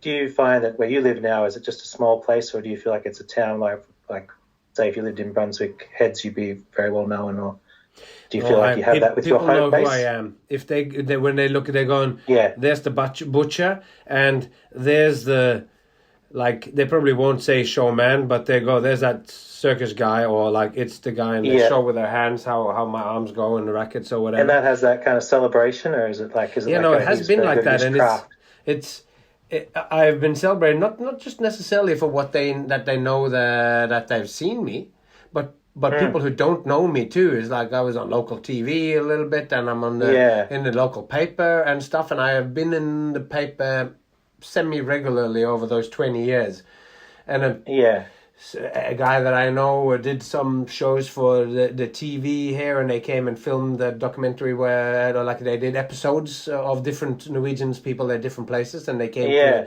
to Paris when we were there. So there's been drips of stuff that happened. And you met the king. You met the king as well, didn't you? I did meet the king, the Norwegian king, and got into this totally awkward situation with the king because I was taken there by the festival of the but the event was some sort of skill exchange in Norway. Was giving some gas knowledge, how to get gas out of the ocean floor, and they were given some satellite stuff, and the king was there to celebrate this Norwegian Australian cooperation on technology. I don't know. And then I went in, and then it was very modern, very modern. And I was like the only artist in the festival that was from Norway or something. So I got to come, but we had to do a show with La Soirée.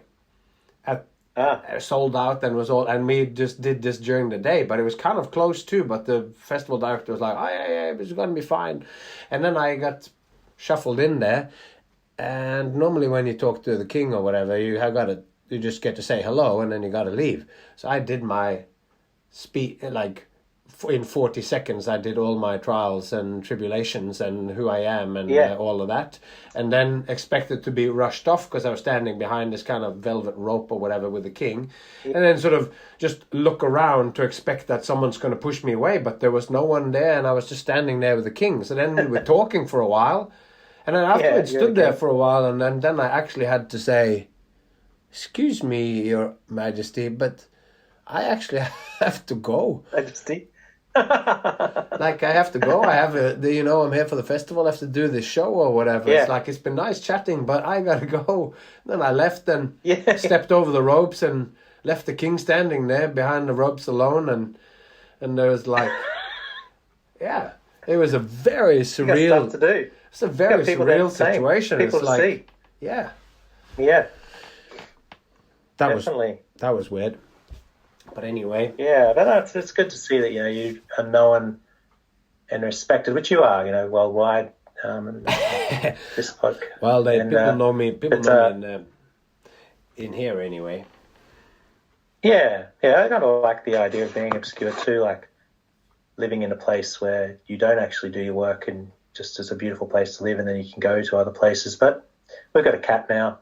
That's a really lovely thing as well. Yeah. But we have a little dog. Oh, nice. Should we wrap this up? Let's wrap this up. How many dogs have you had? Actually, we tried to get one. We did get one when we were in America, but we only got to have it for a very little bit because we were going to live there for the longest time. And then the pandemic came, and he came from the pound, and he didn't have any vaccinations and all that, and he needed all this stuff done, and we needed to leave because my visa had run out. And a child in my daughter's school, their family got it. So. Oh, good. I can edit it down to that story, this podcast. Just put that story in. Just the thing with the dog? Yeah. No, but it's been great talking. I did kind of want to say one final thing, if it's okay. Please do. It's just really good to chat with you. And, I think that men or dudes in our particular scene, I find, can end up being a bit isolated. I also feel like maybe it's just a male thing as you get older. I remember my dad thought that no one would come to his funeral, but he sold the place out and packed it 500 seats. But I do feel like sometimes I like to check in on clowns, give them a call and say how you doing, and always kind of want more people to do that for me too. But just maybe just something, just sort of a note to the community, because we know it's a good note. Things can happen and stuff like that. And Derek and stuff. I saw him a couple of weeks before he passed, and I have a funny text message from him a few days before that I have not released, but that is the cliffhanger. I have a text message from Derek Ives few days before he passed. And maybe we'll leave that for another episode. But I think it's really good to check in on each other. So it's great. We should check in, and I didn't even get to talk about how the avocado has gone brown and two guys in a box, and and we didn't get to talk about one of the big things that you're doing, but about the the system, which is because they can find you on Instagram. You can tell people if there's anywhere that they can find you and follow your work. It'd be amazing if there's anybody out there can give me a job. I'm quite a good clown. Excellent. And you can also check me out at my store at trenthbirdmann.com, Baumann, or you can buy my DVD, The Birdman Lives. Yes. Yeah. And it's a great. So what did you think about? So what did you think about that? I love it. I love it. Pretty good. I think it's pretty good. That's a flat minor, I think. I think it might be. Yeah. Okay. And we'll definitely do this again, and we can have, because it's kind of strange because we haven't actually spoken for so long. A little bit back and forth on texts every now and then, and now this is so this has been such a kind of it's a catch up thing as well, and like we haven't seen each other in the flesh for many years. So it definitely makes me feel more like myself and clicking into that vibration that makes us us. So it feels good, and it's funny too. It's like I don't know how long we've talked. It's like 2 hours we're talking, and it feels like it never stepped off. It was this way when we did Mishmash with the Cat Kids warehouse there in Brisbane. That like confusion reactor. The confusion reactor straight back into where we left it. Yeah, cool. We'll have to catch up with some corn jacks and kazoo playing soon. Yeah, let's do that. All right, bro. It was really good to talk to you. Cheers, you too. Is that a fake goodbye? Do we goodbye now? Is that the end of the episode? Yes, that is the end of the episode, and it's a long one. I can't remember when the last time it was that we went for 2 hours, but we had a lot of chatting to do.